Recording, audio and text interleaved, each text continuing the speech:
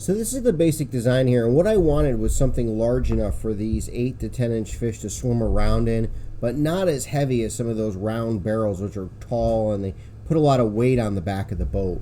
So not too long, I did some searches and I found this crate here, which is 27 gallons, rated for 400 pounds. I'm going to put about 200 pounds of water in it. So I started by adding bulkheads to it. I did 2 1-inch for overflow out and 1 3/4 inch in. And I did threaded bulkheads just so I could screw the elbows right into it. So next I added 3 of these barb elbows. So they're threaded on one side and barbed on the other. 2 for the outflow and 1 for the pump coming in. So I went with an Eheim sump pump for a fish tank. And the reason why was it's 260 gallons per hour. So with that kind of flow, I can keep a lot of herring alive. Now this is down at the end of this tube here. This tube is going to vary depending on your boat. Although the Stingray was only a 20-foot boat, this boat is a 25-foot hull, and this length has worked very well for both boats. Next, I installed the power converter. I went with this 410. It works really well. It's also handy to have a power converter on the boat because you can run other things with it. So this is the overall design. The pump pumps the water up to 3/4 inch and fills the bucket. The 2 1-inch overflow. They've got these hoses on the end. They're about 14 inches long, and that just keeps any water from getting on the deck of the boat so algae doesn't grow on it, and it's not splashing all over the back of the boat, and it works very well. And that's it. I've had 30 herring in there alive with them running. And with 20 of them in there, you can unplug it for about 40 minutes and move spots before the oxygen starts to get too low. All right, so here's the bait bucket in action. Like I said, it's a 400-pound rated crate. It's got the 3 bulkheads. These are the 2 larger overflows that are overflowing over the side. And then this is the 3/4 inch line in, as you can see, with the pump at the end of it. And the pump cord is zip tied up the line and comes up to here, and then you can see I have the extension cord here that runs into the boat. So when I'm not using it, I can just turn it on and off really easy just by plugging it or unplugging it. And inside the boat, up on the wall in here, I have a 400-watt power inverter. Now the reason why I went with a 120 fish tank pump instead of a 12 volt is because this does 250 gallons per hour.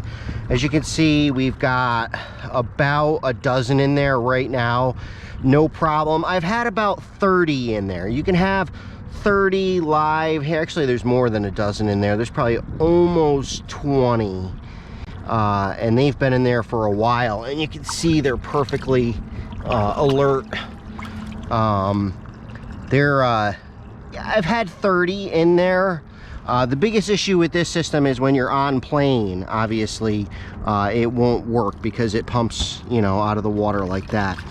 But it's a 400-pound rated crate. I drilled holes in it and ran this line around, which is really nice because I've got my lip grabber and my hook puller zip corded back here, so when we get a fish on the back of the boat, I can just pull the hook out, put the lip grabber in it, and hand it to whoever caught it. I use 2 lines to hold it down, one here. Now usually this line I go out to this corner. I cut this a little short, so I went to this one, and it works just fine. This is a new gadget I kind of added this year. It's a 550 tension cord clip, so when you pull on it, it puts tension, and then you can release it and unclip it. But I usually just use a trucker's hitch and just make a loop and put the line through and pull it tight, and then just do 3 alternating ties on it. And with 550 cord, I mean, it's pretty easy to untie, but this isn't even 550. This is just small rope I used in the bucket.